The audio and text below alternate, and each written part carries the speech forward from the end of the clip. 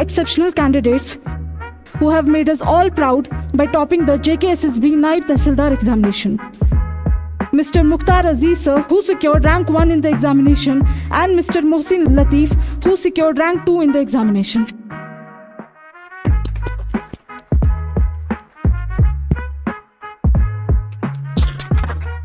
नाइब तहसीलदार क्यों बनना चाहते हैं? जो आपका स्कोरिंग सब्जेक्ट रहेगा ना, इसमें जो टॉपिक्स है वो रहेगा मेंटल एबिलिटी, ठीक है। आप नाइब तहसीलदार होकर सिर्फ रेवेन्यू ऑफिसर नहीं होते हैं। हमारे यहाँ ऑलमोस्ट 35 डिपार्टमेंट्स हैं गवर्नमेंट की, और गवर्नमेंट की 35 डिपार्टमेंट्स के साथ आपको लाइजन होना चाहिए। मैंने स्टार्ट किया था, मैंने अरिहंत कंसाइज आता है एक, उसके 3 वर्जन आते हैं। एक तो छोटा सा आता है, मीडियम वाला और बड़ा वाला। आप मीडियम वाला लीजिए, ठीक है। अगर आप डेडिकेशन के साथ किसी भी फील्ड में उतरते हैं, हाँ वो नाइब तहसीलदार का एग्जाम हो या जिंदगी का कोई भी एग्जाम हो, अगर आप डेडिकेशन के साथ हौसला रखते हैं अपने दिल में, तो हो ही जाता है। मटेरियल सर ने बोला, मुख्तार साहब ने, RS अग्रवाल। आपकी इज्जत रहती है सोसाइटी में, ये अच्छी पोस्ट है उस एतबार से, और सैलरी भी ठीक ठाक है, ज्यादा कम नहीं है, तो चलेगा।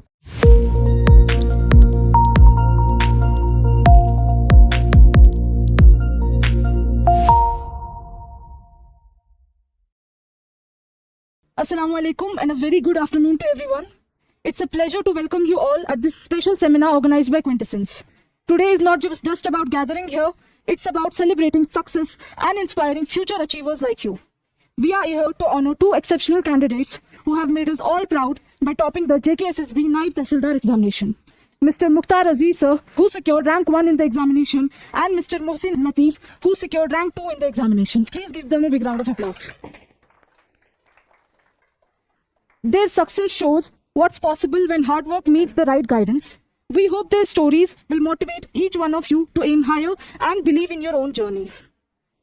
We thank both our toppers for joining us today. In just a few minutes, they'll be sharing their preparation journey, how they started, what challenges they faced, what strategies worked for them, and what they would do differently. This is your chance to learn from that real experience. Before that, I would like to invite a faculty member, Mr. Fahad sir, to kickstart this session. Please join me in giving them a big round of applause. Good afternoon everyone. I welcome all of you to this special workshop जिसमें हमारे 2 esteemed नाइब तहसीलदार toppers हैं जो थोड़ी देर के बाद आपसे share करेंगे उनका अपना प्रोसेस, अपना जर्नी कैसा रहा है, how they secured their positions in this exam. उनके एग्जाम में प्रिपरेशन का टाइम क्या स्ट्रगल्स रहे हैं, क्या कन्फ्यूजन्स रहे हैं, और उसके बाद आफ्टर सिक्योरिंग लाइफ किस तरह की होती है। That is also an important aspect of this workshop. So I hope कि आप सब उनसे बहुत ज़्यादा इंटरेक्ट करेंगे, बहुत ज़्यादा सवाल पूछेंगे उनसे, ताकि वो अपनी जर्नी में से कुछ चीज़ें आपके साथ ऐसी शेयर कर सकें जो आपको इस प्रिपरेशन में मोटिवेटेड भी रखेगी और उसके साथ साथ आपको सही रास्ता भी दिखाएगी। That what a topper thinks like, एक टॉपर किस तरह से पढ़ाई करता है, एक टॉपर किस तरह से प्रिपेयर करता है, और क्या क्या स्ट्रैटेजीज है, क्या क्या तरीक़ेकार है जो यूज करके एग्जाम क्वालिफाई किया जा सकता है। But before that, as a guide, as a mentor, मैं आप लोगों से कुछ चीज़ें शेयर करना चाहता हूँ। ये एग्जाम नॉलेज का एग्जाम तो है ही, जिसमें आप अलग अलग सब्जेक्ट अपने सिलेबस के हिसाब से पढ़ेंगे, लेकिन उसके साथ साथ ये कुछ और चीज़ें भी रिक्वायर्ड है आपके अंदर जो इस एग्जाम के लिए ज़रूरत है। एक स्ट्रॉन्ग आइडिया ऑफ डेडिकेशन, एक स्ट्रॉन्ग विल कि मैं ये एग्जाम सही से प्रिपेयर करूं, बिकॉज आपका जर्नी इस लाइफ का, आप में से जो सिलेक्ट हो जाएंगे, आपकी जर्नी एग्जाम के बाद शुरू नहीं होती है। आपकी जर्नी इसी मोमेंट से शुरू होती है जब आप ये प्लान बनाते हो कि मैंने ये एग्जाम देना है, बिकॉज यहाँ पे आप अपने अंदर वो चीज़ें डेवलप करने वाले हो जो कल को आपको अपने प्रोफेशनल लाइफ में भी काम आने वाली है। और उसमें सबसे इंपॉर्टेंट चीज़ क्या है, एक स्ट्रॉन्ग विल डेडिकेशन के लिए और डिसिप्लिन। ये 2 ऐसी चीज़ें हैं जो आपको ना सिर्फ इस एग्ज़ाम में क्वालिफाई करवाएंगी, उसके साथ साथ आपको कल एग्ज़ाम क्वालिफाई करने के बाद भी अपनी डे टू डे एक्टिविटीज़, अपने प्रोफेशनल करियर में जो आप आगे चल के देखेंगे, उसमें भी बहुत ज़्यादा हेल्प करेंगे। ये स्किल लाइफ स्किल्स है जो यहाँ पे भी काम आएंगे और आगे चल के भी काम आने वाले हैं, बिकॉज आप में से सब लोग वही किताबें पढ़ रहे हैं, लिमिटेड है किताबें, वही सिलेबस फॉलो कर रहे हैं, वही चीजें पढ़ रहे हैं, वही फैक्ट्स याद कर रहे हैं, तो डिफरेंस कहाँ क्रिएट होगा, वो कहाँ पे ऐसा डिफरेंस का मार्क है जहां से वो लोग अलग हो जाएंगे जो इस एग्जाम को क्वालिफाई करने वाले हैं। वो सिर्फ एक ही चीज है जहां आप अपने आप को डिसिप्लिन में रखेंगे और एक डेडिकेशन के साथ इस पढ़ाई को करेंगे। अगर आपके दिमाग में ये सवाल आ रहे हैं कि क्या मैं 3 घंटे पढ़ूं, क्या मैं 2 घंटे पढ़ूं, क्या मैं 4 घंटे पढ़ूं, तो लेट मी टेल यू, आपको ये एग्जाम नहीं देना चाहिए। आपको प्रिपरेशन के बारे में सोचना नहीं चाहिए। क्यों? आप पहले पॉइंट पे ही एक लिमिट लगा रहे हो अपनी पढ़ाई को कि क्या 2 ही घंटे पढ़ना है या 3 घंटे पढ़ना है। आपका सवाल ये होना चाहिए कि मैं कितना ज्यादा पढूं, मैं कितना डेडिकेटेड हूं towards this preparation that when I sit down to study, मैं घड़ी की तरफ नहीं देख रहा हूं, मैं अपनी किताबों की तरफ देख रहा हूं। मैं ये देख रहा हूं कि आज मैं कितना सिक्योर करके जाऊंगा information and knowledge from these books. वो है रियल डेडिकेशन। अगर आप साथ साथ घड़ी को देखते जा रहे हो, that means you are lying to yourself. आप अपने आप के साथ ही धोखा कर रहे हो। आप अपने लिए एक इमेजिनेशन क्रिएट कर रहे हो, एक छोटा सा अपने आसपास एक बबल क्रिएट कर रहे हो कि मैं पढ़ाई कर रहा हूं या मैं प्रिपेयर कर रही हूं for this exam, but you are not doing it. So अगर आप घड़ी को देख के पढ़ाई कर रहे हो तो छोड़ देना है ये प्रिपरेशन को। This is something that is not meant for you. हो सकता है कोई और चीज होगी आपके लिए, लेकिन अगर सही में इस एग्जाम को क्वालिफाई करना है, वही किताबें, वही इंफॉर्मेशन, वही मटेरियल, वही नॉलेज, लेकिन डिफरेंस क्या है? आप कितना डीपली उसमें जा रहे हो। आप इस प्रोसेस को, ये जो प्रिपरेशन का प्रोसेस है, इसको कितना ज्यादा एब्जॉर्ब करोगे, वो आपके लिए इंपॉर्टेंट है। आप अपने आप को कितना डेडिकेटेड फील करते हो कि आप घुस गए हो इस इंफॉर्मेशन में, आप घुस गए हो इस प्रिपरेशन में, तब जाके ये क्वालिफाई होगा। You understand the exam, you understand the pattern of this exam, you understand the syllabus, you understand कि ये चीजें मैं क्यों पढ़ रहा हूं, ये कहां पे यूज होंगी, इन चीजों का वैल्यू क्या है मेरे लिए, इस इंफॉर्मेशन का वैल्यू क्या है मेरे लिए। तब जाके आप वैल्यू करोगे इस अपनी प्रिपरेशन को और सही से प्रोसेस को कंप्लीट भी करोगे। Remember, this preparation is more about the process than the information और knowledge that you are collecting.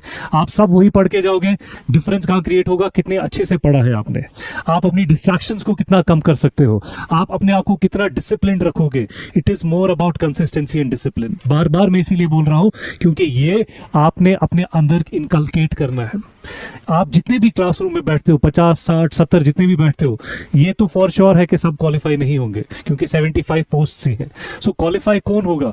जो पढ़ाई के साथ साथ ये चीजें अपने अंदर डेवलप करने वाला है। ये आपने डेवलप किया, आई एम श्योर आप इस एग्जाम को अच्छी तरह करोगे। आपने डेवलप नहीं किया, every day that you will sit down in the classroom और every day you will sit to study, आपको वो एक बर्डन लगेगा। जब तक आप इस पढ़ाई को, जब तक आप इस प्रिपरेशन को एक बर्डन समझ के करोगे, आप सिर्फ अपने आप को धोखा दे रहे हो, आप किसी और को धोखा नहीं दे रहे हो। You are just lying to yourself कि हाँ 6 महीने तो निकल जाएंगे इस प्रिपरेशन के साथ, उसके बाद देखेंगे क्या होगा। वो सही प्रिपरेशन नहीं है। From day 1 you should be looking at that every day I am walking 1 step towards my examination, और एक दिन में मुझे एक स्पेसिफिक अमाउंट ऑफ नॉलेज है, एक स्पेसिफिक अमाउंट ऑफ काम है जो वो करना है। ये वो इमारत है जो एक एक ईंट लगा के बनाई जाएगी, ये एक दिन में सडनली नहीं बन सकती है। और अगर आपने एक भी ईंट टेढ़ी लगा दी तो दीवार अल्टीमेटली टेढ़ी ही हो जाएगी। एक ईंट खराब हो गई तो ये दीवार ढह सकती है। सो इसीलिए कंसिस्टेंसी, डिसिप्लिन, ये कीज है आपके। अगर आपको लग रहा है कि मैं मुश्किल में हूं, मुझे बहुत ट्रबल हो रहा है ये पढ़ाई करने में, तो आप सिर्फ टाइम वेस्ट कर रहे हो, आप पढ़ाई नहीं कर रहे हो। अगर आपको सही में करनी है, एंड हमारे ये 2 गेस्ट जो है ये आपको ज्यादा अच्छी तरह बताएंगे कि एक डेडिकेटेड तरीका क्या है पढ़ाई करने का, एक सही से अप्रोच क्या है इस एग्जाम की। सिलेबस चेंज होते रहेंगे लेकिन अप्रोच, डेडिकेशन, डिसिप्लिन वही है जो आपने करना है।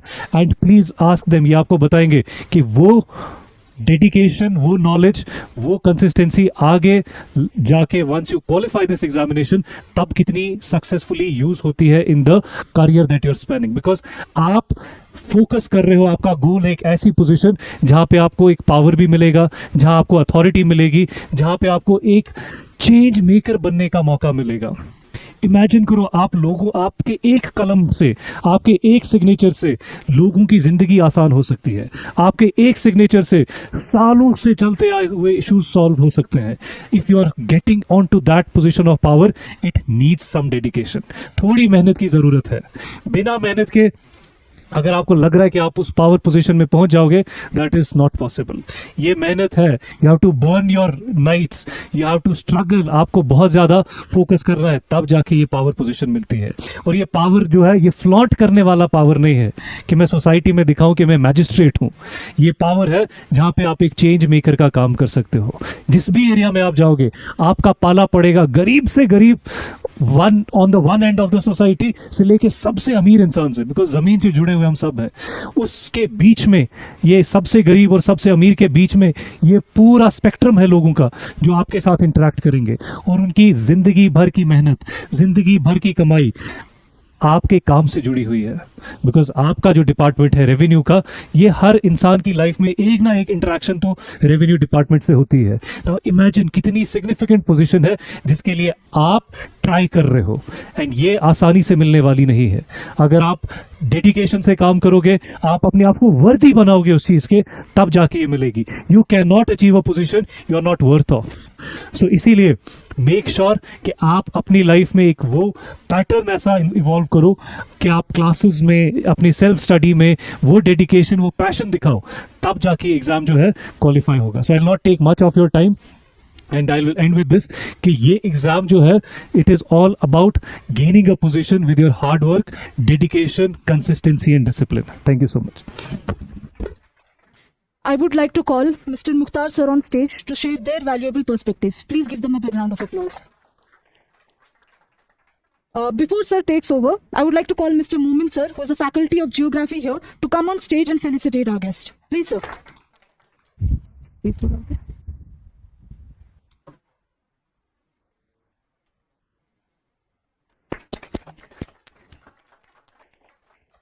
अस्सलाम वालेकुम, आदाब। आई होप आप सब ठीक होंगे।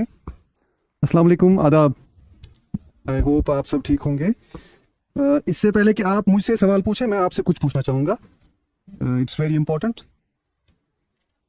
मुझे आप बताएं कि आप में से कितने लोग हैं जो कहीं पे जॉब कर रहे हैं। Please raise your hand. Only one. आप भी तो बाकी नहीं करते, ठीक है। Is anybody from Kupwara? है, मतलब हाथ उठाइए प्लीज। ओके। और कुलगाम साइड से कोई? नोबडी, ठीक है।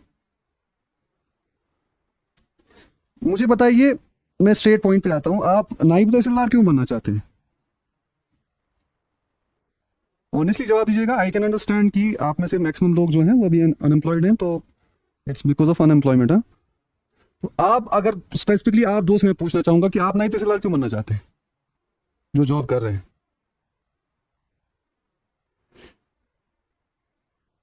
कोई स्पेसिफिक रीजन है आपके पास? बेसिकली नायब तहसीलदार पोस्ट एक ऐसी पोस्ट है, बहुत ज्यादा वर्कलोड है। एंड व्हेन आई से बहुत, आई मीन इट।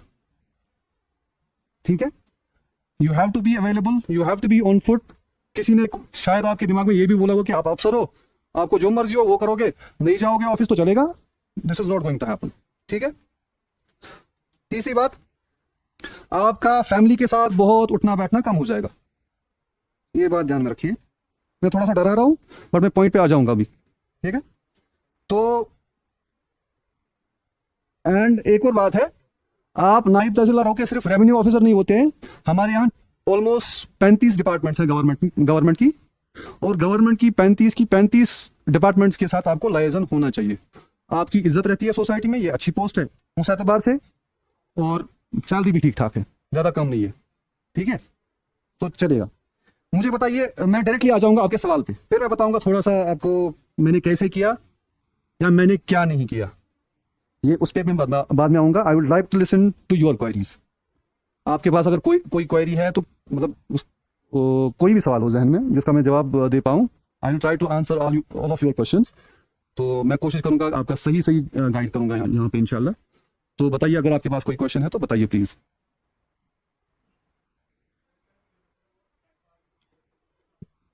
देखिए, मैं ऑनेस्टली बताऊं, मैंने सिर्फ केएस का एक अटेम्प्ट किया। इट वाज ईयर 2014, मैंने फॉर्म भरा था, तो मेरा क्वालिफाई नहीं हुआ। ठीक है, मैंने सही से सिलेबस नहीं देखा है, उस पर नजर भी नहीं है के सिलेबस पे अभी। लेकिन ये जो सिलेबस है काफी वास्ट है। मैंने अभी सिलेबस देखा, इसमें जो पहला पोर्शन है general knowledge and current affairs, 36 marks वाला जो पोर्शन है, इट्स वेरी ह्यूज। मैंने जो देखा ये बहुत वास्ट है। हमारे टाइम में एक बड़ी सी डिफरेंस है यहाँ पे पहले पोर्शन में, वो है इसमें जो पार्ट 15 है कॉन्स्टिट्यूशन ऑफ इंडिया, ये उस वक्त अलग था and it carried 20 marks. And ये जो पोर्शन है general knowledge and current affairs, it carried 30 marks. इसका मतलब ये जो 36 मार्क्स वाला पोर्शन है, ये मबनी था उस वक्त 50 मार्क्स पे, ठीक है। तो ये थोड़ा सा ये ट्रिकी हो गया, ये वाला पार्ट जो है general knowledge and current affairs वाला पार्ट, इट्स वेरी ट्रिकी। फिर आते हैं, बाकी सिलेबस वही है जो पिछले इसमें रिक्रूटमेंट था, सिलेबस वही है ऑलमोस्ट। दूसरा है general knowledge with special reference to university of J and K, ये एग्जैक्टली वही सिलेबस है जो पिछली रिक्रूटमेंट में था। तीसरा जनरल इंग्लिश, ये तो हर एग्जाम में ही होता है, इसमें कोई ज्यादा झोंकने वाली बात नहीं है। Knowledge of information technology, it was not there in the previous syllabus. Mental ability and reasoning, इसका सिर्फ एक पार्ट था सिलेबस में, रीजनिंग नहीं था, मैथमेटिक्स वाला पोर्शन था। एरिया ऑफ ट्रायंगल ये जो वाला पार्ट है, मतलब मेंसुरेशन वाला field book, it was there, but वो जो रीजनिंग वाला पार्ट है वो नहीं था। बट सिलेबस बहुत ज्यादा रेलेवेंट है एंड बहुत अच्छा सिलेबस है। अब मैं बताऊंगा, अगर आपके पास कोई सवाल है तो प्लीज पूछ लीजिए। जी जी जी,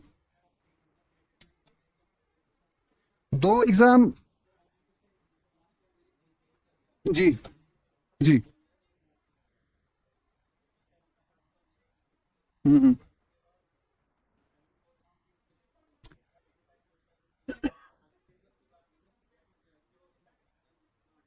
आप अभी कर रहे हैं प्रिपरेशन उसकी, कर रहे हैं, तो मैं आपको सजेस्ट करूंगा ऑनेस्टली स्पीकिंग कि आप उसी के साथ स्टिक कर लीजिए ज्यादा से ज्यादा, बिकॉज हाँ वो कंप्लीट है। अगर आपको पढ़ने की जरूरत नहीं है तो फिर कर लीजिए तैयारी इसके लिए। आप बोल रहे हैं ना कि मैंने वो कर लिया है सारा, इसके लिए अगर मैं पूछ लूं, मुझे ऑनेस्टली आप जवाब दें कि आपको इस सिलेबस पे थोड़ी नजर है, मतलब एक बार पढ़ा है, वेरी गुड। तो उसका और इसका एग्जाम ये ना सिलेबस सेम होता है, मैं बताऊंगा वो, I will come to that, मैं वो बताऊंगा। लेकिन मसला ये है कि आप नायब तहसीलदार के लिए एग्जैक्टली ये कर सकते हैं prepare. Let me tell you, हमारे वक्त 153 पोस्ट थी, 153 post were there, open merit की अराउंड 83, बाकी वो रिजर्व थी, ठीक है। तो उस वक्त अराउंड 1,20,000 लोगों ने अप्लाई किया था एंड एग्जाम में अपेयर हो गए around 80,000 candidates appeared in the exam. इस वक्त उससे हाफ पोस्ट हैं, 75 ओनली, एंड मैं एक्सपेक्ट कर रहा हूं 1,20,000 से ज्यादा एप्लीकेशंस आएंगी, ठीक है। तो आप सोच सकते हैं कि किस तरीके का, किस इंटेंसिटी का कंपटीशन होने वाला है। तो पढ़ना है लेकिन घबराना नहीं है, घबराना तो बिल्कुल भी नहीं है, क्योंकि अगर आप डेडिकेशन के साथ किसी भी फील्ड में उतरते हैं, खा वो नायब तहसीलदार का एग्जाम हो या जिंदगी का कोई भी एग्जाम हो, अगर आप डेडिकेशन के साथ हौसला रखते हैं अपने दिल में तो हो ही जाता है, कहीं ना कहीं तो इंसान पहुंच ही जाता है, ठीक है ना। बिल्कुल भी डरना नहीं है। और ये जो general knowledge and current affairs वाला ये पोर्शन है, मैं अभी देख रहा हूं, ये बहुत ज्यादा वास्ट है, पहले भी बोला मैंने, इसमें almost 1 2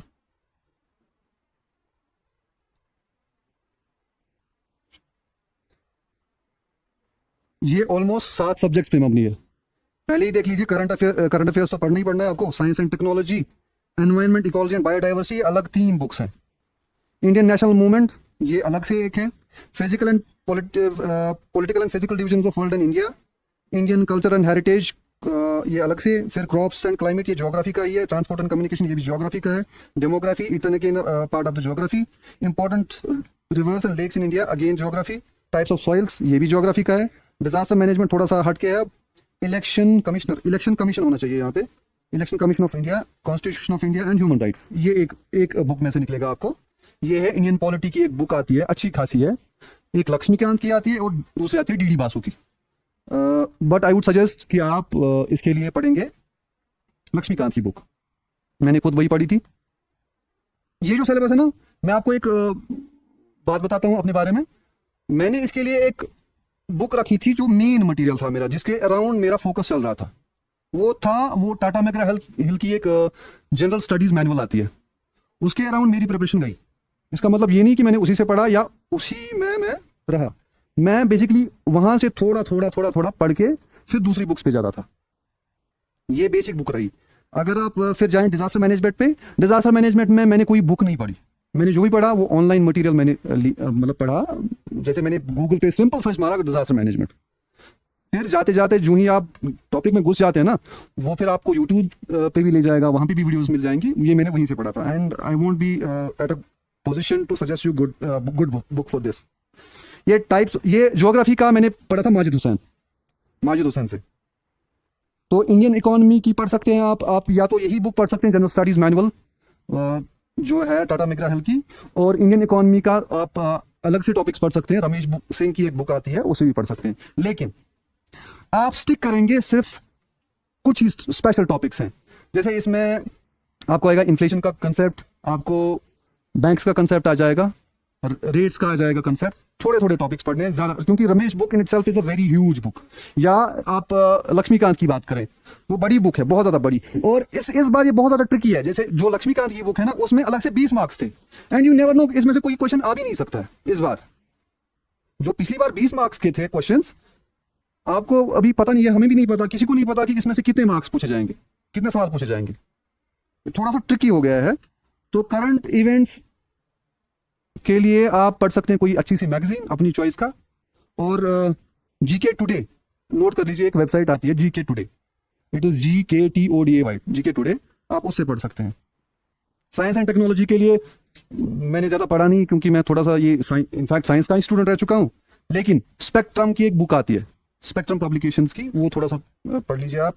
environment, ecology and biodiversity अच्छा रहेगा अगर आपके पास कोई टेक्स्ट बुक है एनसीईआरटी की 11th-12th क्लास की, वो पढ़ लीजिए। या तो उसमें एक पर्टिकुलर बुक आती है, वो प्रदीप पब्लिकेशंस की, उसमें से वो वाला पोर्शन पढ़ लीजिए, इकोलॉजी, एनवायरमेंट एंड बायोडाइवर्सिटी। इसमें पोल्यूशन वाले ये जो टॉपिक्स हैं वो पढ़ लीजिए। वो जो कन्वेंशंस हैं, जैसे ओजोन लेयर का कुछ मसला है, उसमें अर्थ समिट हुई थी कोई, वो पढ़ लीजिए, वो सारे टॉपिक्स पढ़ लीजिए आप।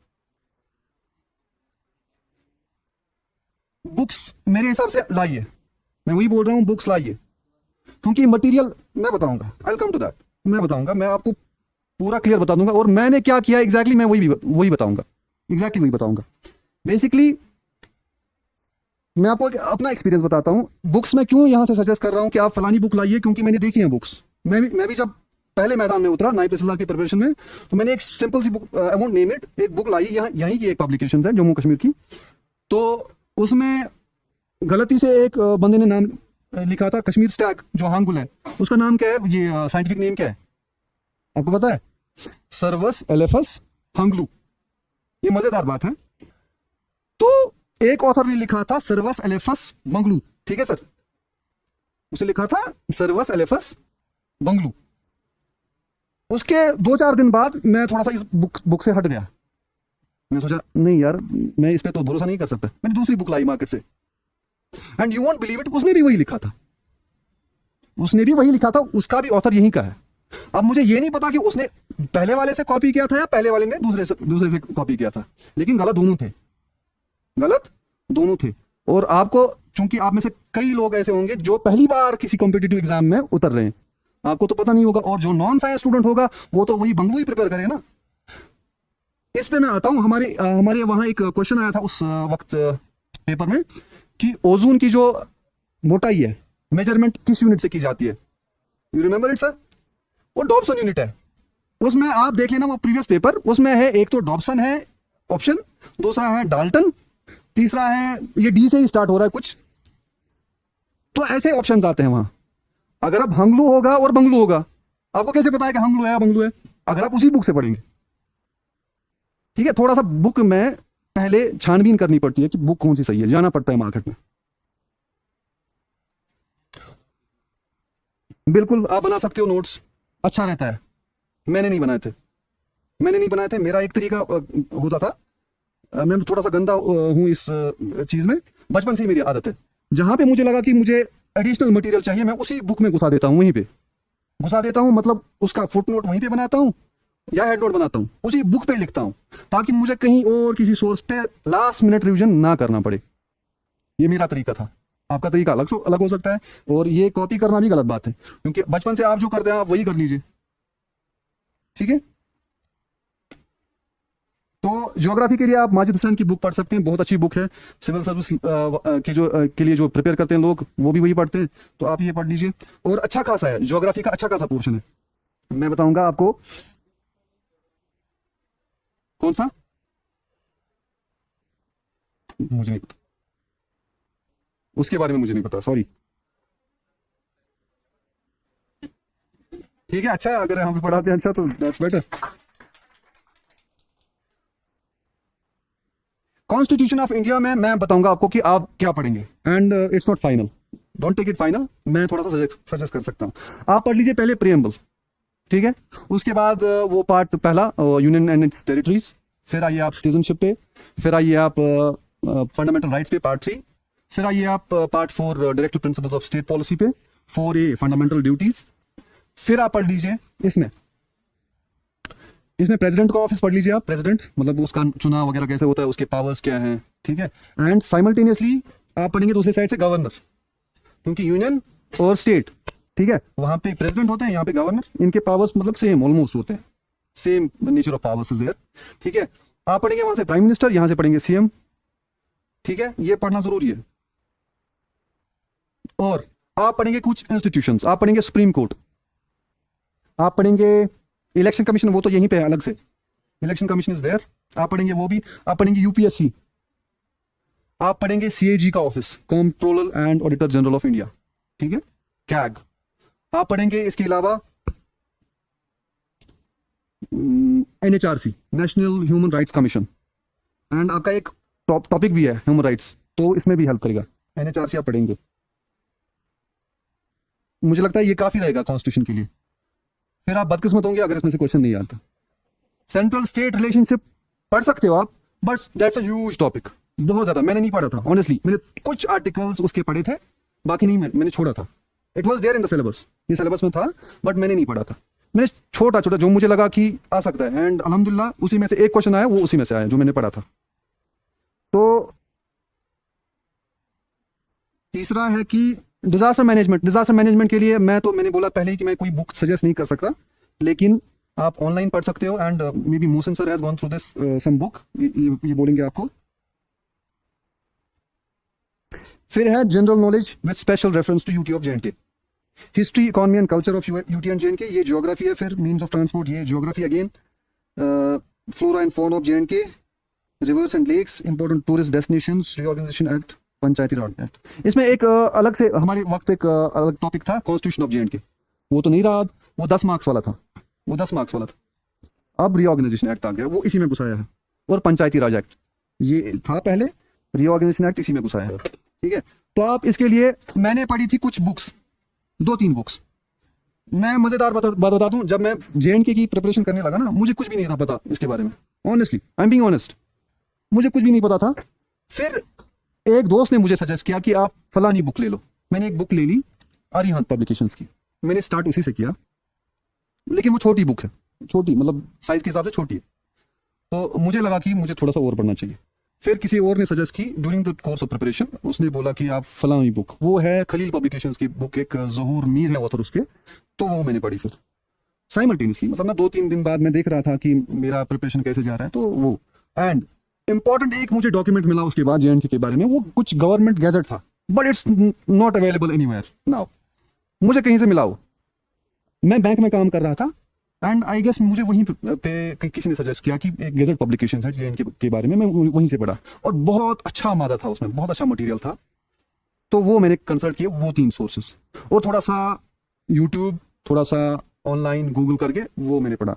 एंड इसमें सबसे अच्छी और एक चीज मुझे मिली, जो गवर्नमेंट की अपनी वेबसाइट, ऑफिशियल वेबसाइट्स हैं, वो आप कंसल्ट कीजिएगा, बहुत ज्यादा इंपॉर्टेंट है। इसमें मोहसिन साहब को भी याद होगा, उसमें कुछ क्वेश्चन डायरेक्टली वहीं सब वेबसाइट से लिए गए थे एंड पूछे गए थे। एंड मजेदार बात यह भी है कि वेबसाइट्स पे जो मतलब आंकड़े दिए गए थे, नंबर्स जो दिए गए थे, फॉर एग्जांपल रैंकिंग कि फलानी, फॉर एग्जांपल राइस प्रोडक्शन में कौन सा एरिया सबसे पहले है, जो वेबसाइट्स पे दिए गए थे ना वो मतलब नंबर्स, वही अल्टीमेटली करेक्ट माने गए, वो आप देख लेना। फिर है जनरल इंग्लिश, इसके लिए कोई अच्छी सी बुक, रेन एंड मार्टिन, वो अच्छी है, रेन मार्टिन अच्छी बुक है, या मर्फीज भी अच्छा है। और इसके लिए आपको एक अच्छा सा न्यूज़पेपर पढ़ना पड़ेगा, अच्छा सा न्यूज़पेपर इसलिए पढ़ना पड़ेगा क्योंकि उससे आपका वोकैब बहुत स्ट्रांग हो जाएगा, वोकैब स्ट्रांग होना चाहिए। इसमें आपको फॉर एग्जांपल एक तो क्लॉजेस हैं, सिनोनिम्स एंड एंटोनिम्स हैं, इन दोनों टॉपिक्स में वो तो ये आएगा, आपको काम आएगा। एंड ये भी एक और रेलेवेंट टॉपिक है, pairs of words and their use in meaningful sentences. आपको पता ही नहीं होगा ये वर्ड क्या है, तो आप कैसे कर पाओगे, ठीक है। इस्तेमाल करने की तो बात ही नहीं है।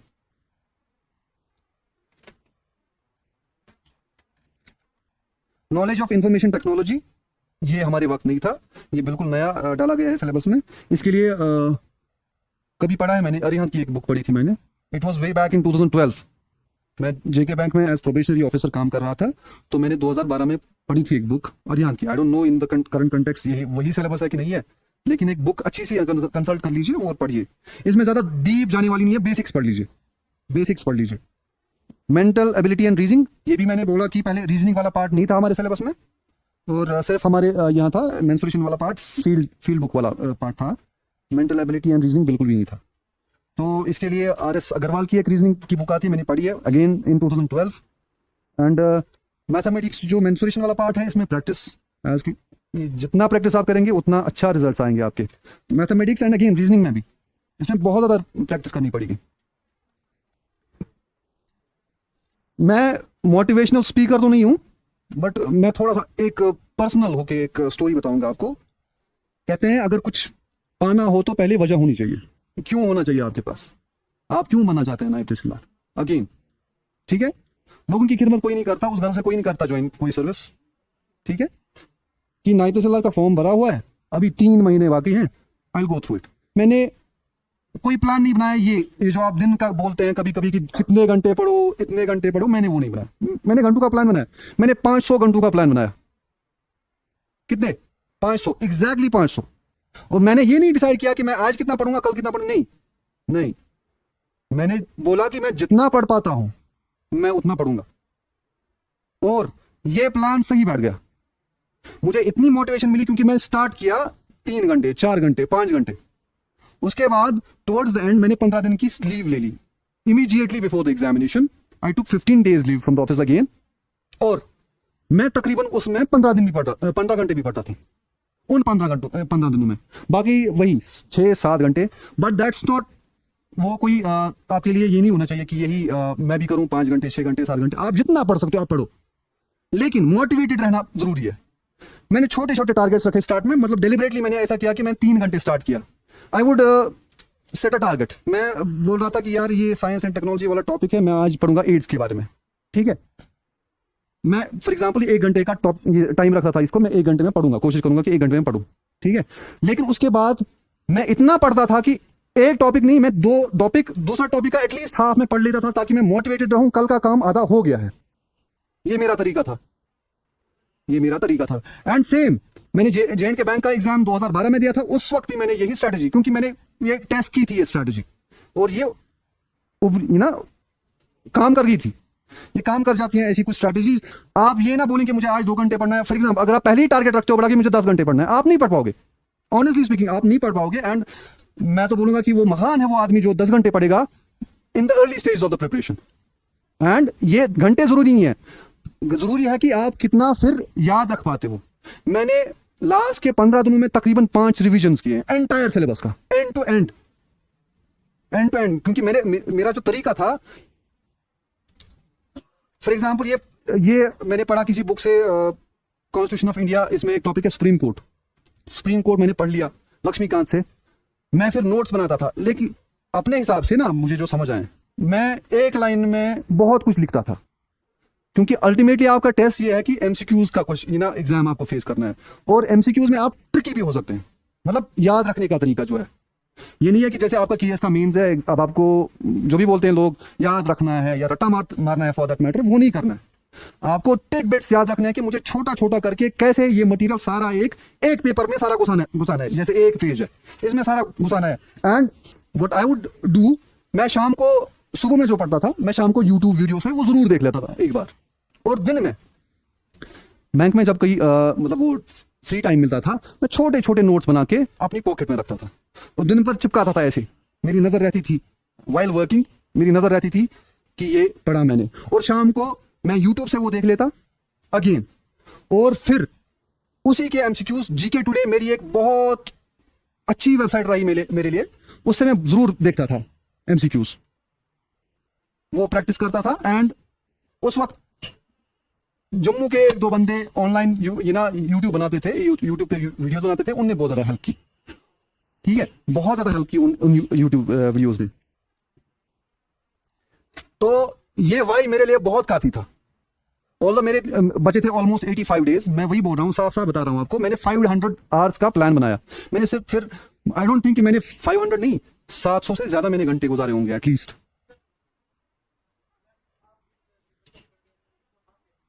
मैं वैसे ही करूंगा जैसे मैंने पिछली बार किया। इसकी स्ट्रैटेजी ऐसे रहेगी मेरी जो पहले ही थी। जो पहले मेरी स्ट्रैटेजी वो साफ साफ ये है कि जैसे मेरा टॉपिक है ह्यूमन राइट्स, ठीक है। ह्यूमन राइट्स को ऊपर ऊपर से देखा जाए तो आप क्या पढ़ेंगे इसमें, कोई बता सकता है ऑनेस्टली? ह्यूमन राइट्स में आप क्या पढ़ सकते हैं? Universal declaration of human rights 1968 exactly. उसमें कौन था, किसने वो डिक्लेरेशन बनाई? रोजेवोल्ट था, ठीक है, और कुछ लोग थे, वो जरूरी है। लेकिन आपको हर एक चीज इसकी टच करनी पड़ेगी if you have to crack this exam. Although हमारे टाइम में एक मजेदार बात यह भी हुई कि पेपर बहुत इजी था, लेकिन वो सबके लिए था। It was for everyone. Tough भी हो तो एवरीवन, इजी हो तो सबके लिए। ये लेवल प्लेइंग फील्ड है, ठीक है। इसके उसके हिसाब से मैंने देखा कि अगर मैंने फॉर एग्जांपल, ये एक हाइपोथेटिकल सी बात है, अगर मैंने 500 के बजाय 300 का भी रखा होता ना टारगेट, शायद हो जाता, शायद। लेकिन अथॉरिटी के साथ मैं ये बोल सकता हूं कि नहीं होता, नहीं होता। क्योंकि आपको अगर एग्जाम क्रैक करना है, चाहे वो इजी हो चाहे वो टफ हो, आपको पढ़ना पड़ेगा बराबर, इसके हर एक एस्पेक्ट को टच करना पड़ेगा। यूडीएचआर वो सही है, आपको ह्यूमन राइट्स कमीशन के बारे में पढ़ना पड़ेगा, नेशनल ह्यूमन राइट्स के बारे में, और इंटरनेशनल कोर्ट ऑफ जस्टिस के बारे में पढ़ना पड़ेगा। और वो जुडिशरी का मसला है, लेकिन ह्यूमन राइट्स के साथ जो डील करते हैं ना, हमारी जुडिशरी भी करते हैं ना डील, वो पढ़ना पड़ेगा, हर एक टॉपिक पढ़ना पड़ेगा। आपको डेट्स भी याद रखने पड़ेंगे, आपको पर्सन्स के नाम भी याद रखने पड़ेंगे, सब कुछ ये ना रखना पड़ेगा। और फॉर एग्जांपल एनजीओ के बारे में पढ़ना पड़ेगा, आपको दिन याद रखना पड़ेगा कि इस दिन को हम मनाते हैं, शायद 10th दिसंबर है if I remember it correctly. तो ये सब कुछ पढ़ना पड़ेगा आपको, हर एक टॉपिक के हर एक एस्पेक्ट को टच करना है, एटलीस्ट टच करना है। फॉर एग्जाम्पल आपको याद होना चाहिए। देखो एग्जाम में आपको ऑप्शन देख के अगर आप करते हो ना ये पेपर, फिर आप कहीं पे ठहरे हुए हो।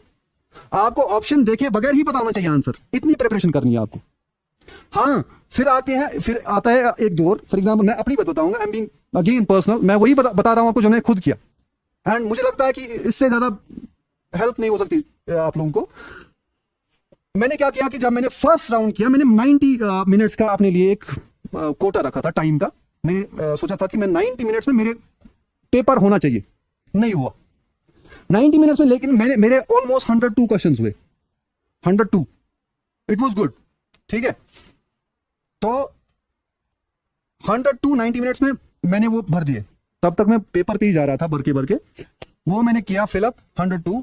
उसके बाद मुझे लगा कि 8-10 क्वेश्चंस वो हैं जो 80-20 की रेंज में आते हैं, मैंने कर दिए, मैंने वो कर दिया।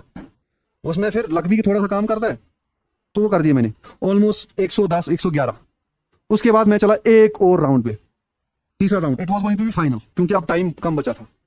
तो उसमें मैंने 5 या 6 questions, in fact I if I remember it correctly, I touched only 116 मैंने टोटल किए थे। ऑलमोस्ट 4-5 क्वेश्चंस मैंने लास्ट राउंड में किए, वो भी कर दिया। उसमें 50-50 इनफैक्ट 40-60 था, जिसमें मैं थोड़ा सा बहुत कम था ये चांस ठीक होने का, वो भी कर दिया मैंने। 4 मैंने छोड़ दिए इसलिए क्योंकि टाइम कम बचा था, and I didn't know answer in the first instance. वो छोड़ने ही पड़ते हैं फिर, बिकॉज ऑफ रिस्क नहीं ले सकते।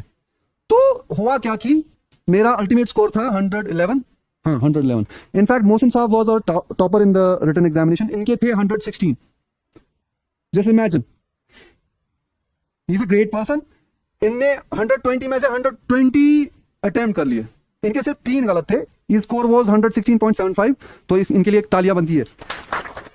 ही was our topper in the written examination, and गलती से मैं इंटरव्यू में थोड़ा सा अच्छा कर पाया, तो हो जाता है। We very good friends, we were good friends then. हम ये भी बैंक में ही काम करते थे बाय द वे। तो आपके लिए मैं पिछले वाले सिलेबस पे आता हूं। आप ये वाला सिलेबस तो करेंगे ही करेंगे, हो सकता है बहुत ज्यादा तो ओवरलैप हो जाता है, लेकिन हो सकता है आपको इसमें कोई टॉपिक ना दिखे, वो इसमें दिखे, वो भी प्रिपेयर कर लेना, ये जरूरी है। एंड ये कॉन्स्टिट्यूशन ऑफ इंडिया जो मैंने बोला ना आपको, मुझे लगता है जो आपको मैंने बोला कि जो टॉपिक्स प्रिपेयर करने हैं वही सिलेबस है, बारिंग दिस आर्टिकल 370, इसके बगैर आपको सब कुछ प्रिपेयर वही करना है।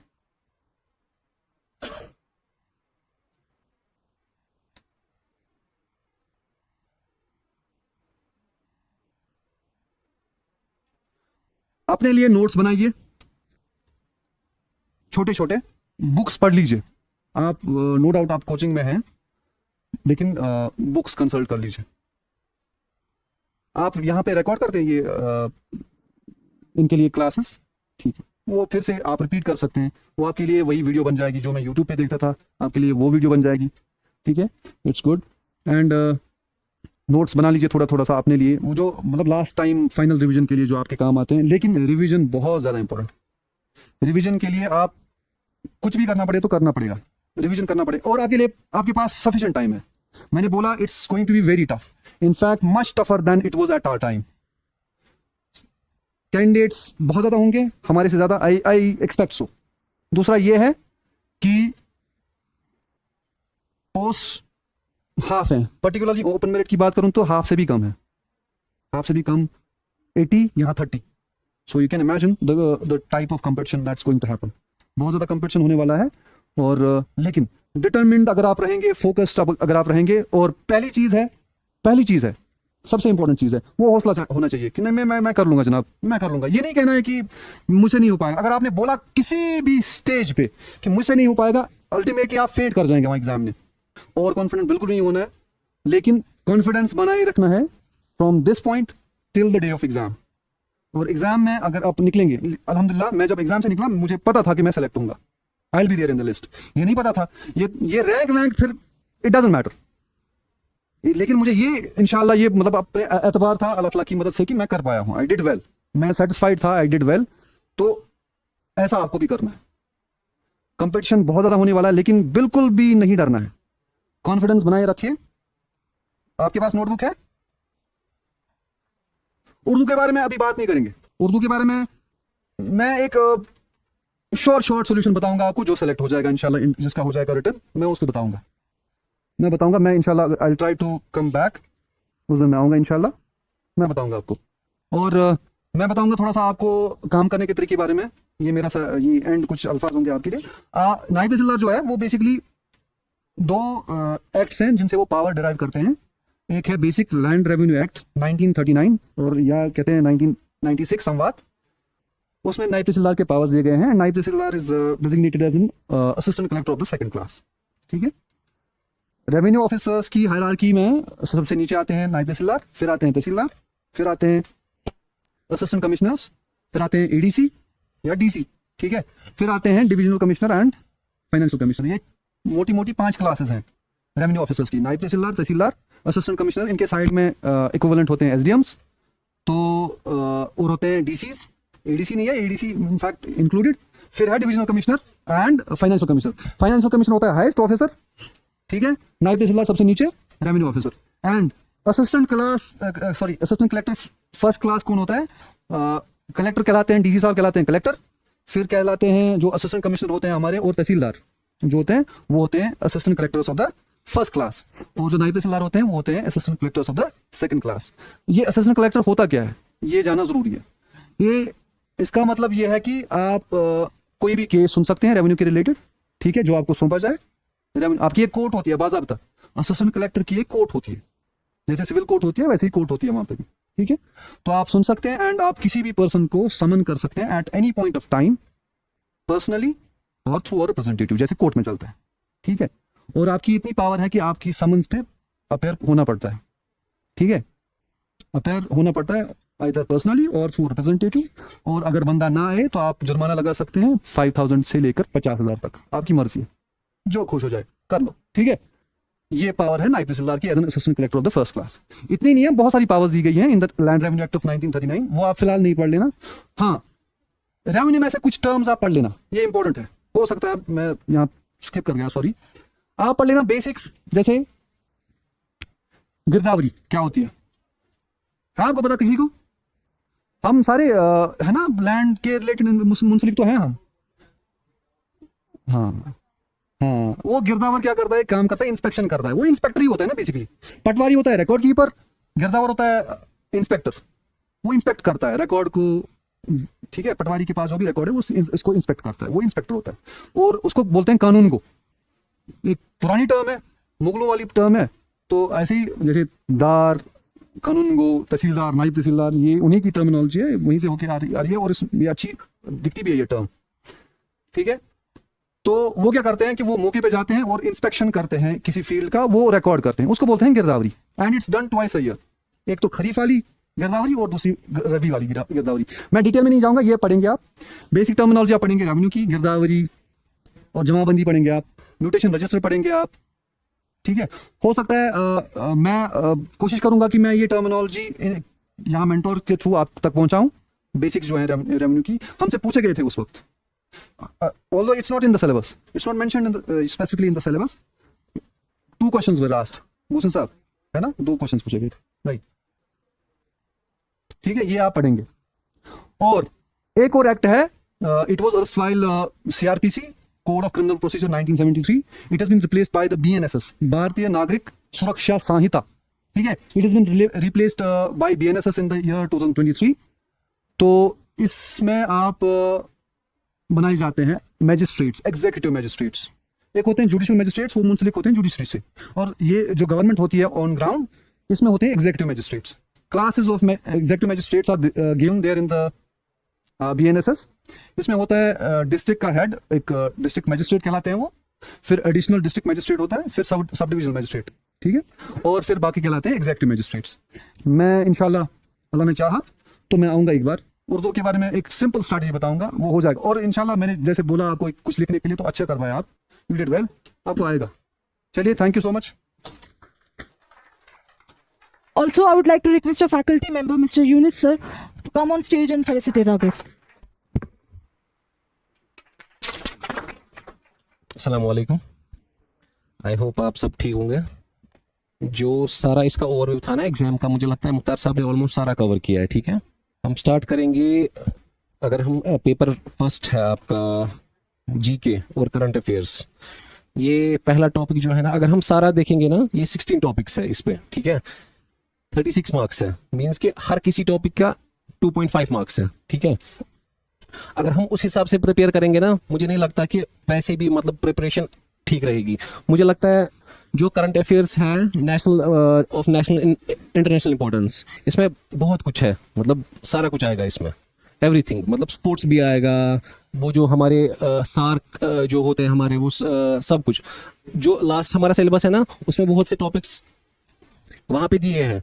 आप उस मतलब वो आप साइड में रखेंगे, मतलब दोनों सिलेबस, तो वैसे भी आप प्रिपेयर करेंगे। ठीक है, मैं नीचे से आऊंगा सिलेबस को। ठीक है, मुझे लगता है मुख्तार साहब ने इस पे आपको बहुत सा मतलब ये बुक्स का भी मैं बोलूंगा। ठीक है, जो आपका स्कोरिंग सब्जेक्ट रहेगा ना, इसमें जो टॉपिक्स है वो रहेगा मेंटल एबिलिटी। ठीक है, मुझे लगता है जो यहाँ पे मतलब हमारा मतलब स्टेट है, मेंटल एबिलिटी में मुझे लगता है ये हमारा थोड़ा पीछे ही रहता है, मतलब अगर हम कंपेयर करेंगे और इंडिया लेवल पे। ठीक है,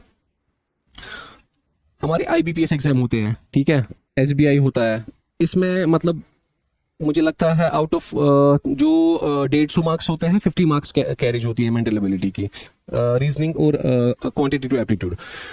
तो इसमें मतलब यहाँ पे आपको वैसे मुझे नहीं लगता कि वो उस लेवल का प्रिपेयर करना है। ठीक है, वहाँ पे सिंपली आप अगर प्रिपेयर करेंगे ना उस IBPS SBI में, तो वहाँ पे सिंपल प्रिपरेशन नहीं चलती है। ठीक है, वहाँ पे आपको शॉर्टकट जरूरी, मतलब आपको 1-1.5 मिनट में सारा कुछ मतलब सॉल्व करना होता है। ठीक है, तो इसमें आप अच्छा है कि 18 मार्क्स है। ठीक है, अगर हम अभी पेपर देंगे ना सबको, जिन्होंने भी फॉर्म भरा है, मुझे लगता है 60-70 तो सब करेंगे, है ना। 70 अगर आप एक महीना देंगे आपको, ठीक है, 80-85 तो करेंगे। जो आपके लास्ट के मार्क्स है ना 25 हम रखेंगे। जो मेंटल एबिलिटी के 18 मार्क्स है, आपका कॉन्स्टिट्यूशन है। ठीक है, कॉन्स्टिट्यूशन और मेंटल एबिलिटी, ये स्कोरिंग होगा। ठीक है, जिसको इस पे होल्ड होगा ना, ही विल गो थ्रू। ठीक है, सो मतलब इस पे थोड़ा सा फोकस कीजिए, मेंटल एबिलिटी पे। अगर हम एग्जाम्पल लेंगे, अगर आप टॉपिक स्टार्ट करेंगे, area of triangle, area of square या कोई भी, मतलब सिंपल स्क्वायर है, ठीक है। स्क्वायर आप देखिए, इसका एरिया क्या है स्क्वायर का? हाँ, साइड स्क्वायर। और आपको पता है कुछ इसके बारे में? 1/2 ऑफ डी स्क्वायर, है ना। तो ऐसे ऐसे मतलब आपको पूरा, मतलब मुझे लगता है इसके लिए नोट्स बनाइए, सारा कुछ कवर कीजिए इस पे, ठीक है। इसके 18 मार्क्स आपको उठाने हैं, जेब में रखने हैं, ठीक है। और पहले अटेम्प्ट यही कीजिए, ठीक है। इस पे किसी को सवाल कुछ? मेंटल एबिलिटी, हाँ। मटेरियल सर ने बोला, मुख्तार साहब ने, आर एस अग्रवाल, ठीक है। और इस पे स्क्राइब्ड एक वेबसाइट है, स्क्राइब्ड, उस पे ई बुक अवेलेबल है, ठीक है। उस पे ई बुक अवेलेबल है, वो डाउनलोड कीजिए। और मुझे याद नहीं है पूरा, मैंने डाउनलोड की थी एक ई बुक, उस पे 1000 क्वेश्चंस थे, ठीक है। 1000 क्वेश्चंस थे उस पे, इन टॉपिक्स के, मतलब और भी मतलब ये थे, क्योंकि ये थोड़ा सा कंसाइज है, इनने निकाला है। तो 1000 सवाल है, अगर आप 300 करेंगे ना, काफी है। याद नहीं मुझे, स्क्राइब पे भी मैंने देखा, स्क्राइब जो वेबसाइट है ना, उस पे भी है। मैं सिलेबस को नीचे से आ रहा हूँ, ठीक है, क्योंकि मैंने अब मेंटल एबिलिटी उठाया। इसके बाद जो आईटी है हमारे यहाँ पे कितने हैं इंजीनियरिंग बैकग्राउंड? बीटेक इतने। आपने किस में किया है बीटेक? सिविल आपने, सिविल सारे आप, बायो आपने, ये सारा मतलब जो इंजीनियरिंग बैकग्राउंड के बंदे हैं ना, इनका थोड़ा एज रहता है। मैं खुद भी इंजीनियरिंग बैकग्राउंड हूं, ठीक है, हमारा एज रहता है यहाँ पे, ठीक है। थोड़ा सा एज रहता है हमारा, ठीक है। अच्छा है कि आप इंजीनियरिंग बैकग्राउंड से हैं। अब जो आईटी है ना, इसमें 18 मार्क्स है, ठीक है। ये 18 मार्क्स भी मतलब मुझे लगता है सारे नहीं कर पाएंगे, ठीक है। जो लास्ट का इसमें है ना, basic remote sensing, GIS, GPS, DGPS, ETS, ये करंट हमारा मतलब जो सारे प्रोजेक्ट्स है ना हमारे रेवेन्यू में, मैं खुद भी हूं इसमें, डिजिटलाइजेशन ऑफ रेवेन्यू रिकॉर्ड्स, ठीक है। इसमें तो सवाल आएंगे, इसमें सवाल आएंगे। रिमोट सेंसिंग हमारा, जैसे हमारा जीसीपी पता है किसी को क्या है? ग्राउंड कंट्रोल पॉइंट्स, ठीक है। ये मतलब आपको पढ़ना ही और अच्छे से पढ़ना है। हाँ, इसमें हमारा सॉफ्टवेयर एक है ArcGIS 10.5, उसके बारे में पढ़िए। आप पढ़िए शेप फाइल्स होती है, उसके बारे में पढ़िए। DWG फाइल्स होती है। और जो पहले डिजिटलाइजेशन हुई थी, इससे पहले रामटेक थी, एक आउटसोर्स कंपनी थी, उन्होंने किया था। उसके बाद अब करंटली बाइजेक के पास है, बाइजेक एन के पास प्रोजेक्ट है, ठीक है, वो कर रहे हैं करंटली। इसके बारे में पढ़िए। और करंटली सारे जो हमारे ये ऑफिसेज है, ई ऑफिस चल रहा है अभी सब में, उसके बारे में पढ़िए। ई ऑफिस क्या चीज है, कैसे फंक्शन होता है। और बाकी एक्सेल वगैरह थोड़ा सा पढ़िए, इनमें फॉर्मूलाज होते हैं, ठीक है। सम की फॉर्मूला है, बाकी फॉर्मूलाज है, वो थोड़ा सा उस पे नोट्स बनाइए, या अरिहंत की बुक आती है वो पढ़िए। इनपुट आउटपुट डिवाइसेस बाकी मतलब बेसिक ही है, सारा बेसिक ही है। मतलब ये जो 18 मार्क्स है ना, इनमें से आपको गलत कुछ नहीं होना चाहिए मेरे हिसाब से। इनमें से out of 18 you should be able to do all 18 अगर आपको सिलेक्ट होना है, ठीक है। और नीचे वाला मेंटल एबिलिटी आउट ऑफ 18 मतलब यू शुड गो फॉर, मतलब ये 10 दिन का खेल है सारा। 10 दिन में अगर पहले आप अब 2-2 घंटे रोज देंगे ना मेंटल एबिलिटी को, ये कवर हो जाएगा। स्कोरिंग सब्जेक्ट है, मतलब आप इसमें मतलब कुछ मत छोड़िए। बाकी इंग्लिश पता ही है, इंग्लिश तो पता ही होता है क्या है। उस पे मुख्तार साहब ने बोला आपको, रेनन मार्टिन, जीके ऑफ J&K। देखिए, जब हम एग्जाम के लिए आते हैं ना, फॉर्म भरते हैं, ये वाला टॉपिक है, हमें पता नहीं होता है कुछ भी किसी को। सो मतलब सारे जीरो से स्टार्ट करते हैं। इसमें मैंने पढ़ी थी एक बुक थी, नो योर स्टेट बाई क्या नाम था ऑथर का, मुख्तार साहब? नहीं, अरिहंत, नो योर स्टेट। वो बेसिक बुक है, स्टार्ट वहीं से कीजिए, ठीक है। बेसिक बुक है, सारा नहीं पढ़ना है उसमें, आपको इन टॉपिक्स के बारे में पढ़ना है, ये मुझे लगता है हार्डली मतलब इतनी मोटी बुक है, मुझे लगता है हार्डली 25-30 पेजेस पढ़ने आपको, ठीक है। और सबसे बड़ी चीज है, देखिए अगर आप स्टार्ट कर रहे हैं ना प्रिपरेशंस, अगर आपने स्टार्ट किया है, ग्रुप्स बनाइए, 4-4 5-5 ग्रुप्स बनाइए। और टॉपिक्स जब आप फॉर एग्जांपल आपने एक टॉपिक खत्म किया, लाइक अगर हम history, economy and culture of J&K, geography, means of transport, 3 topic हो गए ना, इसका टेस्ट लीजिए, मतलब ग्रुप बनाइए, क्वेश्चन निकालिए और एक दूसरे के साथ एक्सचेंज कीजिए, ठीक है।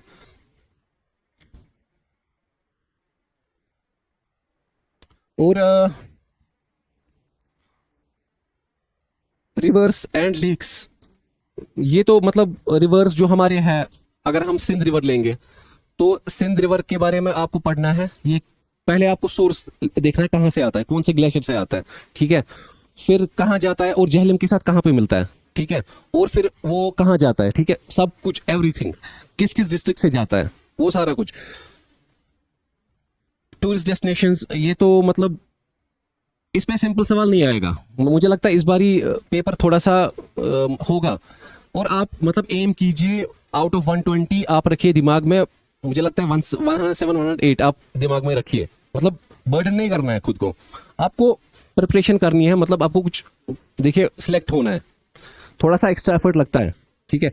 और ये जो सारा पोर्शन है ना इसका जे.एंड.के का, इसमें हर किसी डिस्ट्रिक्ट की एनआईसी की वेबसाइट होती है अपनी, ठीक है, श्रीनगर, बडगाम, वो सारा पढ़िए, सारा कुछ देखिए उस पे। मतलब अगर हम देखेंगे राइस बाउल ऑफ जे.एंड.के किसको बोलते हैं, कौन सा डिस्ट्रिक्ट है, पुलवामा, हमारे टाइम पे कुलगाम था, ठीक है। तो ये अपडेट हो गया, ये आपको एनआईसी से ही मिलेगा, ठीक है, ऐसी चीजें। और टूरिस्ट डेस्टिनेशंस है ना, एक तो बुक से भी आप पढ़ेंगे, वहां से भी आपको निकलेगा, हर किसी 20 डिस्ट्रिक्ट्स है ना हमारे, 20 डिस्ट्रिक्ट्स, तो वहां से आपको सारा कुछ अब ले, हाँ वो भी पढ़िए, मुझे लगता है वो भी पढ़िए, वो उतना नहीं है, मतलब हाँ बिल्कुल। अब जो कॉन्स्टिट्यूशन है, तो सर ने बोला कि ये टॉपिक्स पढ़िए, मुझे भी लगता है क्योंकि टॉपिक बहुत वास्ट है, टॉपिक ये बहुत बड़ा टॉपिक है। और अगर आप स्टार्ट कर रहे हैं नए नए, तो मतलब मैंने स्टार्ट किया था, मैंने अरिहंत कंसाइज आता है एक, उसके 3 वर्जन आते हैं, एक तो छोटा सा आता है, मीडियम वाला और बड़ा वाला, आप मीडियम वाला लीजिए, ठीक है। पहले आप पढ़िए सारा कुछ, उस पे मतलब ओवरव्यू है सारा, कॉन्स्टिट्यूशन होगा उस पे हार्डली 7 या 8 पेजेस पे, ठीक है। ल्यूसेंट भी अच्छा है, मैंने वो नहीं पढ़ा है, मैंने अरिहंत पढ़ा है, ठीक है। बेटर है कि पहले ओवरव्यू लीजिए सारा कुछ, वो पढ़िए सारा, उससे थोड़ा आपको बैठेगा पहले, उसके बाद आप लक्ष्मीकांत पढ़ सकते हैं, ठीक है। हाँ, और जो आपका कॉन्स्टिट्यूशन है, मेरे हिसाब से थोड़ा जाइए, मुझे लगता है कि ये 36 मार्क्स जो है ना इस पोर्शन के, मुझे लगता है कॉन्स्टिट्यूशन पे 10 मार्क्स आएंगे, ठीक है, आ सकते हैं, क्योंकि कॉन्स्टिट्यूशन भी बहुत वास्ट है, ठीक है। और स्कोरिंग है, मतलब जो हमने देखा, जिसने कॉन्स्टिट्यूशन, जिसका पोर्शन अच्छा गया था, जिसका मेंटल एबिलिटी अच्छा गया था, he was in the list, ठीक है। तो बाकी करते हैं लोग, पढ़ते हैं, सारे पढ़ते हैं, ठीक है। और दिमाग में रखिए कि जो पेपर सेटर होगा वो स्मार्ट होगा मेरे से, मतलब मैं ये पढ़ूंगा, ये छोड़ूंगा नहीं, मैं इतना पढ़ूंगा नहीं, मैं सारा कुछ पढ़ना है, इसमें इतना टाइम नहीं लगेगा, मुझे लगता है विद इन जो कॉन्स्टिट्यूशन है ना, आर्टिकल एक करके आपको याद रखना है, उनकी वर्ड एग्जैक्ट याद रखना। और एक चीज कीजिए, मुझे लगता है आर्टिकल्स कितने हमारे 300 448, जो आर्टिकल्स है ना, मैक्सिमम कोडिंग पे मतलब थोड़ा सा मतलब रट्टा भी लगाना होता है, ठीक है। जब आप रट्टा लगाएंगे ना पहले, उसके बाद वो बैठेगा, मतलब आपको उसके बाद दिमाग में आएगा कि हाँ ये आर्टिकल यहाँ पे है, ये आर्टिकल यहाँ पे है, ठीक है। कोडिंग पे थोड़ा फोकस कीजिए, लाइक अगर आर्टिकल 1 2 3 4 5 6 उस पे कीवर्ड ढूंढिए, ठीक है, वो अंडरलाइन कीजिए, दूसरे आर्टिकल में कीवर्ड ढूंढिए, वो अंडरलाइन कीजिए, उसकी कोडिंग बनाइए, आपके पहले 15 आर्टिकल्स कवर हो जाएंगे विद इन, मुझे लगता है अगर आप पर डे 20 आर्टिकल्स पढ़ेंगे ना कोडिंग पे, 10 ही रखिए, ठीक है, तो आपका सारा कुछ कवर हो जाएगा। और आपका जो पेपर है, ये कॉन्स्टिट्यूशन बड़ा इंपॉर्टेंट है, ठीक है, कॉन्स्टिट्यूशन बहुत इंपॉर्टेंट है, क्योंकि बाकी तो मतलब इकोनॉमी सारे पढ़ते हैं, टाइप्स ऑफ सॉइल्स, हम आगे चलते हैं, political and physical divisions of world and India. ये तो बहुत बड़ा टॉपिक है। इसमें तो लैंडफॉर्म्स आएंगे पूरे वर्ल्ड के, सारे रिवर्स आएंगे, और इस पे हमारे ग्रासलैंड्स आएंगे, ठीक है। हाँ कॉन्टिनेंट्स, हाँ, मतलब वो बड़ा ही वास्ट टॉपिक है। सबसे वहां से सवाल आएगा, सबसे लॉन्गेस्ट रिवर कौन सा है, ठीक है। तो आप जब पढ़ेंगे तो आप लिखेंगे वहां पे नाइल है, ठीक है। हाँ, माउंटेन्स के बारे में, मतलब एल्प्स है यूरोप में, यहाँ पे हिमालयाज है, ऐसे ऐसे सवाल मतलब आपको कवर करना है, आपको पढ़ना है। एक बुक है ईयर बुक, मनोरमा, वो बड़ी इंपॉर्टेंट है, वो लाना। वो सारी नहीं पढ़नी, वो इतनी मोटी है, ठीक है। हार्डली 20-30 पेज पढ़ने हैं उसके, ठीक है। वो बड़ी इंपॉर्टेंट है, मतलब उस पर बहुत कुछ है। और ये जो टॉपिक्स है ना, science and technology, environment, Indian national movement, एक minute, Indian economy, Indian culture, ये सारे टॉपिक्स है ना, ये आप स्टार्ट करेंगे मेरे हिसाब से एनसीईआरटी से, ठीक है। एनसीईआरटी 8, 9, 10, 11, 12 वो उतनी नहीं है। मतलब मेरे टाइम पे मैंने जब स्टार्ट किया था, मैंने डाउनलोड की थी एनसीईआरटीज, मैं मतलब ई बुक्स पढ़ता था वो। मतलब अगर आप सारी बुक भी पढ़ेंगे ना, मुझे लगता है एक दिन में आप वो एनसीईआरटी की 4-5 बुक्स खत्म करेंगे अगर आप पढ़ेंगे। उसमें हार्डली 1-1.5 घंटा लगता है पढ़ने में, एनसीईआरटी बुक में, ठीक है। उसमें आपको बहुत कुछ कवर हो जाएगा। ये जो है means of transport and communication है, ये सारा एनसीईआरटी मतलब मुझे लगता है ये सीधे एनसीईआरटी बुक से उठाए है और छपाए है इसमें, ठीक है। सो बेटर है कि बेसिक वहीं से स्टार्ट करूं, जहां से टॉपिक उठाया है। आप बोल रहे थे कुछ?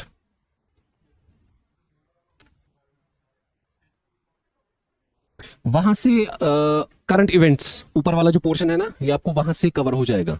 लेकिन खाली वही बुक नहीं पढ़नी है, उसके अलावा भी पढ़ना है, ठीक है। लेकिन वहां पे ऐसी चीजें आपको, वहां पे जो पर्सनैलिटीज होती है उनके बारे में लिखा है, ठीक है। वहां पे 8-10 पेजेस उसमें मतलब टॉपिक वाइज है, वो कवर हो जाएगा आपको उसी में। उसमें बहुत सी चीजें लिखी है, आप डाउनलोड बेटर है कि आप बाय करेंगे वो, ठीक है। एक तो ईयर बुक, और आप प्रतियोगिता दर्पण था एक, वो, और वो 2-3 लाइए आप। 6 मंथली मैगजीन भी आता है, और 2 मंथली 3 मंथली मैगजीन आता है, ठीक है। हाँ, वो लाइए आप। ये करंट इवेंट सारा कुछ उसी में कवर हो जाएगा। ये जो है ना, ये जो मैं बोल रहा था, political and physical divisions of world and India, ये मतलब बहुत वास्ट टॉपिक है। इसमें जितना आप पढ़ेंगे ना उतना कम है। तो लेकिन एक सेंस बनाइए पहले, जो ग्लोब है, ग्लोब कौन सा कॉन्टिनेंट कहाँ पे है, ठीक है। कौन सा ओशन कहाँ पे है, ये थोड़ा सा बनाइए। कंट्रीज, और सबसे बड़ी बात, जो कंट्रीज की कैपिटल्स है वो पढ़िए, उसमें उतना टाइम नहीं लगेगा आपको। उससे थोड़ा सा आपको फिर बैठ जाएगा कि सारा कुछ ओवरव्यू। लाइक ग्रासलैंड्स हैं हमारे, स्टेपीज, वो कहाँ पे है, पैम्पास, डाउन्स, वो वैसी चीज है। यूपीएससी के पेपर्स डाउनलोड कीजिए, उसमें भी मतलब ये निकल जाएंगे आपको क्या कौन सा सवाल पूछ सकते हैं।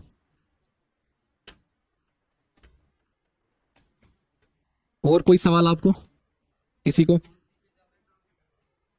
जो ये होता है ना हमारा यूपीएससी का एग्जाम, उसमें जो पुराने होते थे ना वो करंट अफेयर्स वगैरह या बैंकिंग के, वो डाउनलोड कीजिए। सीजीएल के पेपर्स डाउनलोड कीजिए, वो देखिए। हाँ, नहीं, मैंने कहा बोला आपको यूपीएससी पढ़ना है, मैंने बोला आप पेपर डाउनलोड कीजिए,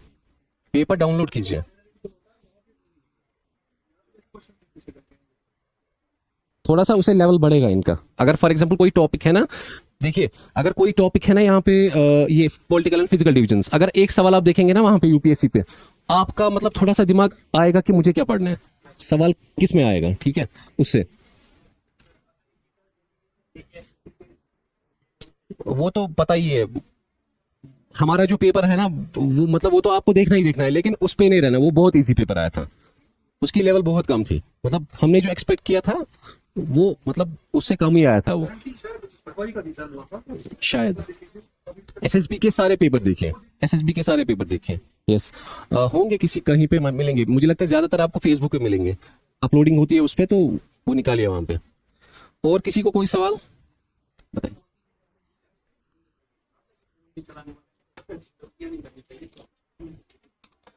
कौन सी गलतियां आपको नहीं करनी है?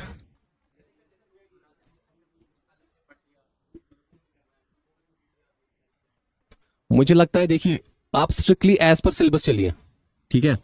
मैं आपको बताऊंगा जो करना है, बाकी उसके बाहर बहुत कुछ है जो नहीं करना है।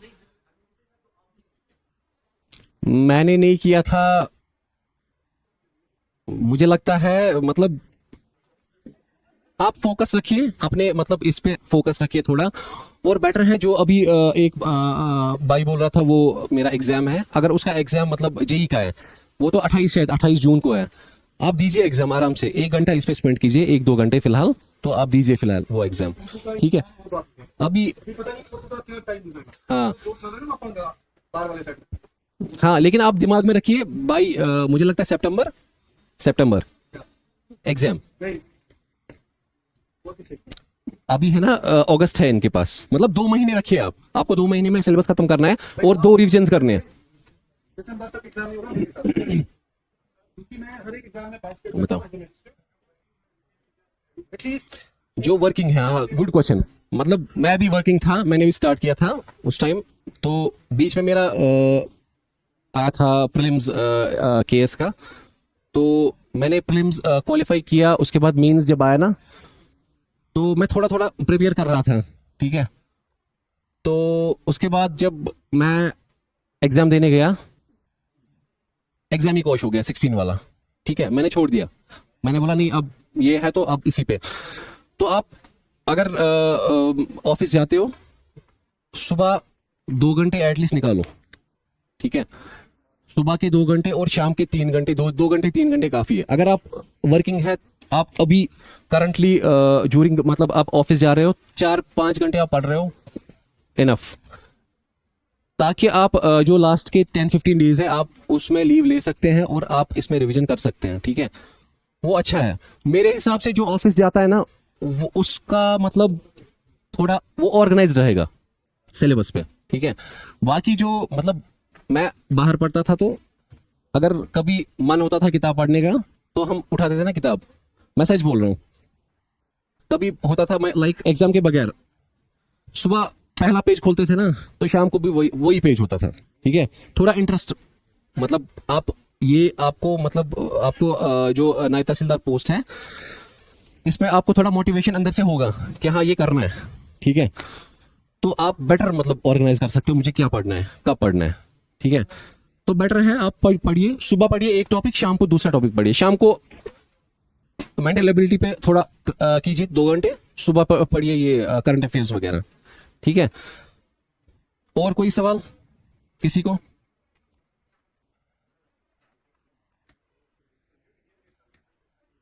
हाँ, उसमें स्टार्ट कीजिए आप अरिहंत से, ठीक है। पहले ओवरव्यू पढ़िए, उसके बाद मुझे लगता है बिपिन चंद्र, उसका नाम क्या है मुख्तार साहब, वो जो इंडियन नेशनल मूवमेंट की बुक है, बिपिन चंद्र पढ़ सकते हो।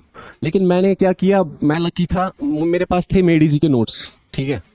मेरा दोस्त एक था, वो बाहर कोचिंग कर रहा था, तो आईएएस के लिए, तो मैंने उससे वो बुक्स लिए थे, मेड इजी, ठीक है। उस पे क्या था, वो पहले उसके टॉपिक्स होते थे, लाइक इंडियन नेशनल मूवमेंट के टॉपिक्स थे, लाइक 1857 में क्या हुआ, उसके बाद जो मतलब छोटे छोटे इवेंट्स हुए, तो उसके बाद एमसीक्यूज होते थे उसको, ठीक है। मैं पढ़ता था, फिर उसके बाद एमसीक्यूज करता था, तो उसके बाद मैंने बाकी वो पढ़ा है। लेकिन मुख्तार साहब ने आपको सही बोला कि आप एक बुक रखिए रेफरेंस, ठीक है। जैसे इनने पढ़ी है मैग्रो हिल की, ठीक है, स्पेक्ट्रम की भी है, तो आप एक रखिए, वो सारा नहीं पढ़ना है, वो मोटी बुक होगी जीएस की, लेकिन थोड़ा सा उसमें आपको क्या है कि टॉपिक सारे कवर हो जाएंगे, और बाकी जो टॉपिक्स है बाकी आपको छोटे छोटे एनसीईआरटी से मिलेंगे, और खाली एनसीईआरटी पे मतलब डिपेंड नहीं रहना है। एनसीईआरटी आपका गूगल है आपके, और एक वेबसाइट है, मुझे याद नहीं है नाम, उस पे वो एमसीक्यूज होते हैं, बैंक एग्जाम्स वगैरह, सीजीएल, वो सारा कुछ, उसमें सारा कुछ आपका करंट इवेंट, बहुत से टॉपिक्स आपके कवर हो जाएंगे उस पे।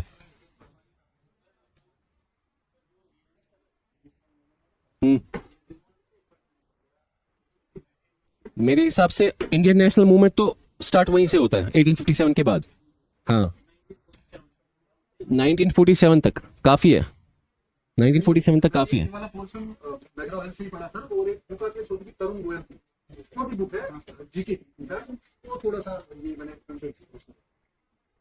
ठीक है, और कोई सवाल? और कोई सवाल? हाँ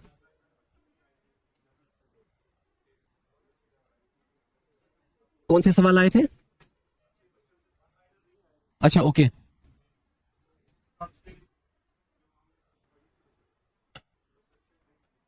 ओके आपने कौन सी बुक्स पढ़ी थी उसके लिए?